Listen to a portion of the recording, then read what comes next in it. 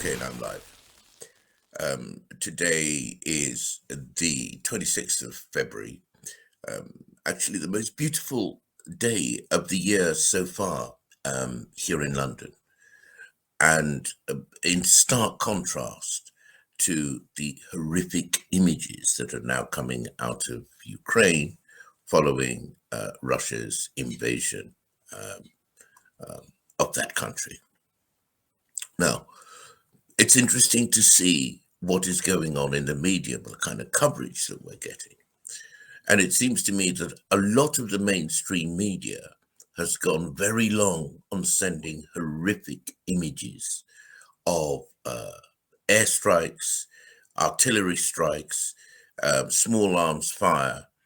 And when you look at these pictures, you ask yourselves whether, in 2022, with the kind of weapons that are available to humanity, whether going to war actually makes sense, because the damage we wreak is so horrific, but it's going on. And what's the impact? The impact is that it makes people feel numb with worry, with sorrow, with horror, and people are basically completely stuck watching the stuff like a deer in the headlights.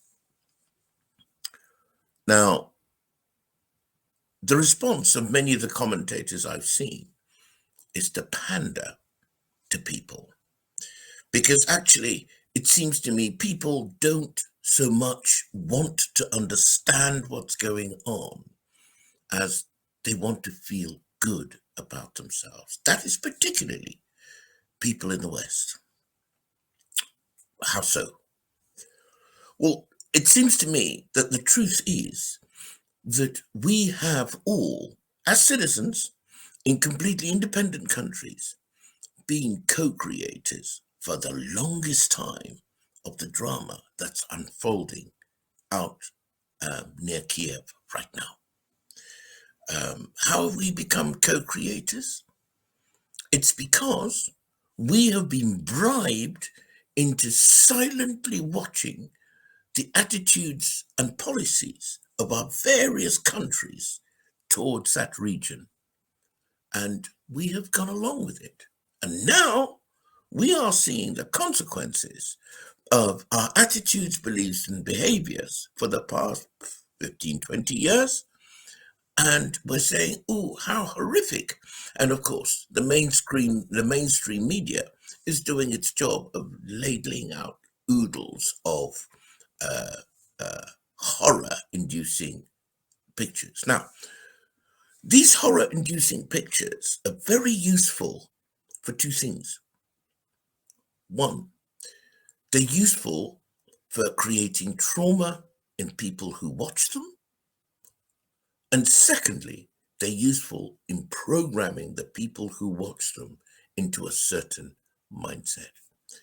So if we go along with the series of events as they're going along, we are helping the authorities, whoever's behind all of this, to co-create the horrors we're seeing in the Ukraine right now. Now, one of the people who has been spectacularly sideswiped, undermined, and basically kind of deplatformed over the past few years is David Icke. But there is one phrase David Icke comes with that perfectly explains our situation. He says that if you want to understand the journey, you must recognize what the destination is. Now look at the destination. Russia is a member of the Security Council. If the highest authority, the UN, United Nations, with its Security Council, were to sit down and decide on a series of actions against Russia in its actions in Ukraine, Russia would just veto it. It wouldn't happen. It could be scotched right from the get-go. And so it means that the UN, as we have it in the present form, isn't good enough to ensure peace on our blue pebble. What's the alternative? The alternative, of course, is to create another instrument or a variant of the United Nations, which enables the world to act as one with overwhelming authority to ensure that those of us who have been um, horrified by the images that we see in Ukraine can feel as if we can control that situation. Now, what kind of instrument would that be? Of course, a one world state with a one world army, with a total world authority. Now, that would be a solution to the problems that we have now. And actually, it's only been a couple of days since Russia yomped into Ukraine, and people are thinking, "What can we do? What can we do? What can we do?" It's only a matter of time before somebody comes up and says, "Look, we need to take this to the next level and create an instrument which has even more force, more power, more authority than the United Nations, and create this one world state." If that was going to be our objective, then of course everything that's happening right now totally and utterly makes sense.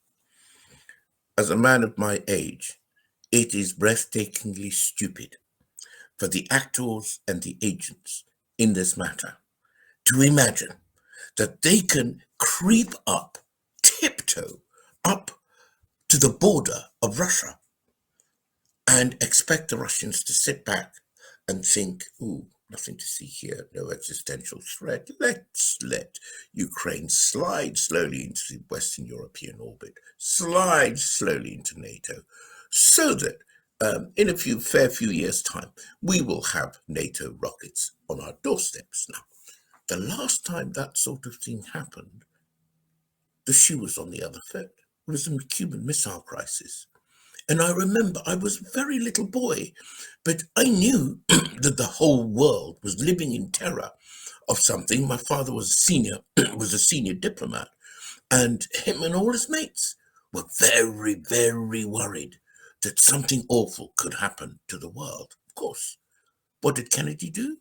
He told Khrushchev that if your ships keep coming over to Cuba, which is on our doorstep, to assemble these rockets right off the Florida Keys, we will not only destroy your ships en route, we will also blow Castro out of the water. The solution? Everything rolled backwards. But of course, it was a raft of solutions because it also meant that the Americans had to withdraw their rockets from the Crimea, which was very close to the Russian shores. So the frank foolishness of what's going on now is beyond belief. I mean, it is so stupid that you would have to imagine that intelligent international diplomats and foreign policy experts would not create this sort of debacle by accident. It is by design. So what I've said is that once you understand the destination could be the creation of a one world state, then everything we're seeing now fits. One segue I think I ought to mention here is that whenever you see anything on social media that just gets you in your quote unquote feels instantly without a proper narrative, without a proper rationale behind it, then it's being manufactured to get you all worked up so that you can shout for a response or an action. There are lots and lots of events like that happening in social media. I don't need to tell you that. So, I mentioned mind control.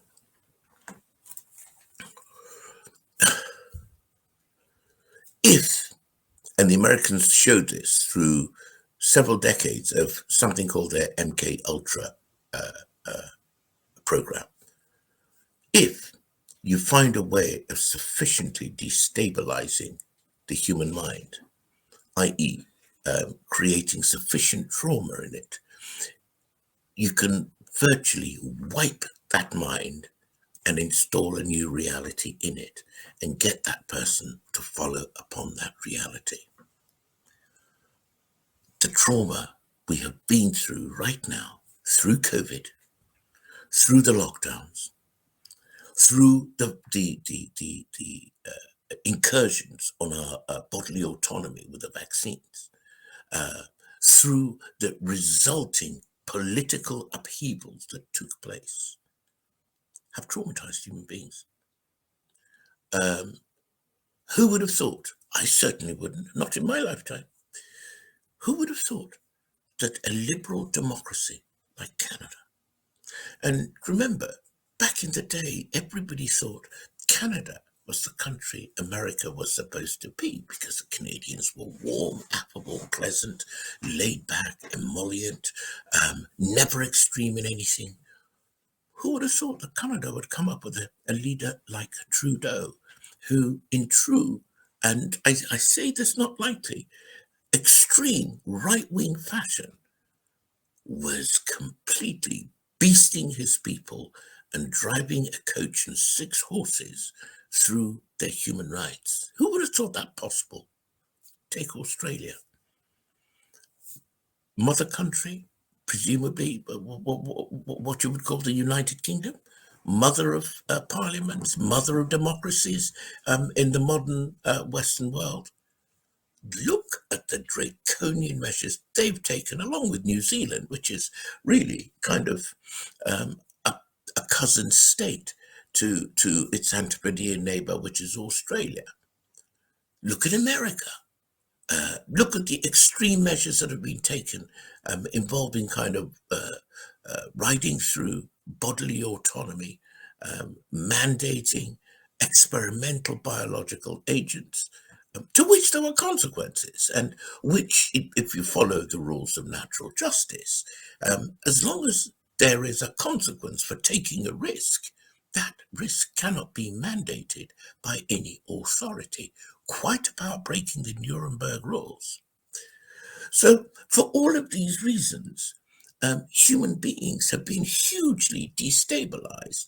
And with that state of shock that the majority of people are in, all you need to do is to heap on more trauma, and people become much more easy to coerce and drive towards a particular goal. Now, one other thing I ought to mention is that I would say, starting since the Conference of Berlin and the real ingraining of the philosophy of race, a mentality is being created in Western Europe in which there is a hierarchy of values. What is happening now in the Ukraine is no different to what has happened, in fact, a smidgen of what has happened in the Congo, Somalia, and so many other African countries, but African lives never really mattered. In the West, the injustices meted out on visible minority ethnics in America, in the United Kingdom, in France, in Belgium, in Germany, in all of these other countries have been many and legion, despite a host of legal instruments supposed to protect the rights of people. Everybody has lived in denial of the double standards applied. And so when it comes time to stand up for truth and justice, most people's first inclination is to prove to themselves that they are good people, that I am not a bad person. And because they have been bribed into taking part in this edifice, this narrative of racial, social, and class injustice, They have taken part in creating the circumstances that we now face. And, it's much more difficult to stand up to something if somewhere deep in yourself, you yourself feel guilty or ashamed, however much you want to deny it. And so, if we are to be honest with ourselves, we know that we have aided those who have abused most of our rights in doing the things that they did. We supported the Canadian government in its treating of the the First Nation Canadians.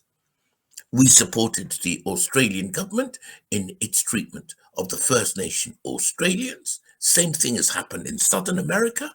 Same thing has happened across the whole of Africa through the process of colonization. And because we feel guilty and ashamed, the most important thing, it seems to me, society wants to do is to pretend the past hasn't happened. And that's what makes society weak. The moment we are able to own up to what we have been a part of in the past, our strength flows back in absolute gallons. We become lions. We become absolutely unconquerable. But because those who conned us into supporting their bogus enterprises against other people know of our sense of shame and guilt, they know we are completely bribable. So, my friends, the solution to situations like the Ukraine don't lie in the creation of a totalitarian world state. The solution to problems like the Ukraine lie in us recapturing our moral integrity, a true sense of justice.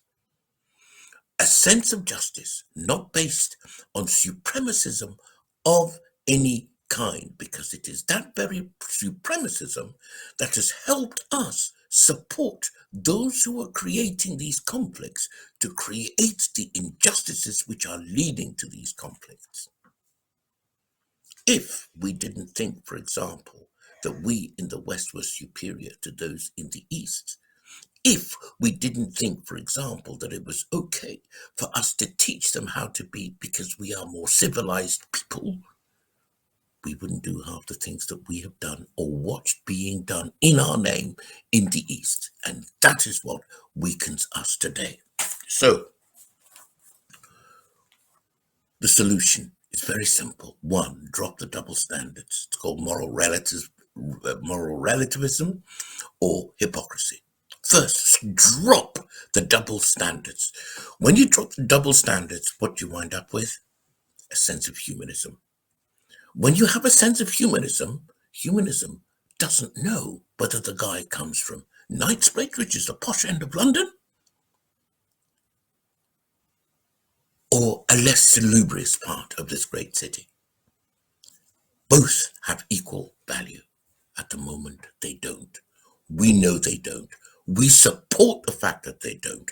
We pay lip service to the fact that they should, but we know that they don't. And so we are tarred by that brush. Secondly, living in denial of these realities is what enables us to be drawn into these ridiculous shenanigans. Don't tell me people in Germany did not know what was going to happen to the Jews. Not after Kristallnacht. It was demonstrated clearly to the society that something awful was coming up over the horizon. The Germans stayed stum. Don't tell me the people of Europe didn't know what was happening under colonialism. It was writ large everywhere. The people stayed stum. Why? Because they were bribed with the privileges that being on the home team involved. Once we stop living in denial of these things, And by the way, for God's sake, don't be so arrogant as to think that you can't make a mistake. We all make mistakes. Mistakes are in the very DNA of life. It is because of the mistakes that we learn what is right. You can't have light without darkness. You can't have darkness without light. So grow a pair, take responsibility, stop living in denial. Thirdly, the idea of divide and rule, where we create a philosophy of race in which there is a hierarchy of race. Sometimes it's a hierarchy of gender. Sometimes it's a hierarchy of class. Sometimes it's a hierarchy of education. As long as we have these different standards of worth, merit, and value, of course, we will be turned one against the other.